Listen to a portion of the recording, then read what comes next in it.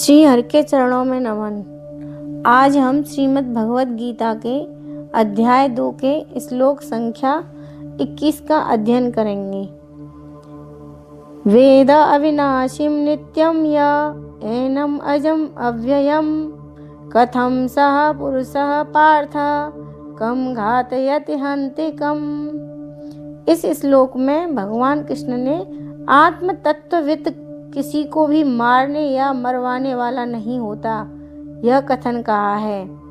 भगवान कृष्ण अर्जुन से कहते हैं, पार्थ यह पुरुषः, हे पृथा पुत्र अर्जुन, जो पुरुष एनम अविनाशिम, इस आत्मा को नाश रहित, नित्यम अजम अव्यय, नित्य अजन्मा और अव्यय वेद सह जानता है, वह पुरुष कथम किम कम, कैसे किसको, घातयति कथम, मरवाता है, और कैसे कम हन्ति, किसको मारता है।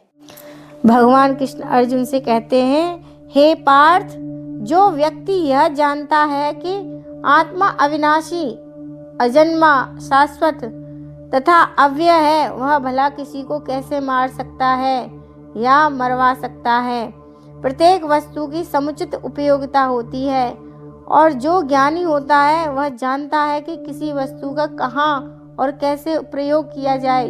इसी प्रकार हिंसा की भी अपनी उपयोगिता है, और इसका उपयोग इसे जानने वाले पर निर्भर करता है। यद्यपि हत्या करने वाले व्यक्ति को प्राण दंड दिया जाता है, किंतु न्यायाधीश को दोषी नहीं ठहराया जा सकता, क्योंकि वह दूसरे व्यक्ति पर हिंसा किए जाने का आदेश देता है कि हत्यारे को प्राण दंड देना चाहिए, जिससे उसे अगले जीवन में अपना पाप कर्म भोगना न पड़े। अतः राजा द्वारा हत्यारे को फांसी का दंड एक प्रकार से लाभप्रद है। इसी प्रकार जब कृष्ण युद्ध करने का आदेश देते हैं, तो यह समझना चाहिए कि यह हिंसा पर परम न्याय के लिए है, और इस तरह अर्जुन को इस आदेश का पालन यह समझकर करना चाहिए कि कृष्ण के लिए किया गया युद्ध हिंसा नहीं है, क्योंकि मनुष्य या दूसरे शब्दों में आत्मा को मारा नहीं जा सकता। अतः न्याय हेतु तथा कथित हिंसा की अनुमति है। शल्य क्रिया का प्रयोग रोगी को मारना नहीं, अपितु उसको स्वस्थ बनाना है।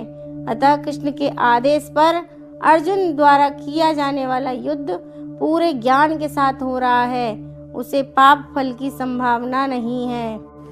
भगवान कृष्ण अर्जुन को और क्या समझाने की कोशिश कर रहे हैं, जानेंगे अगले श्लोक में। तब तक के लिए हरे कृष्ण।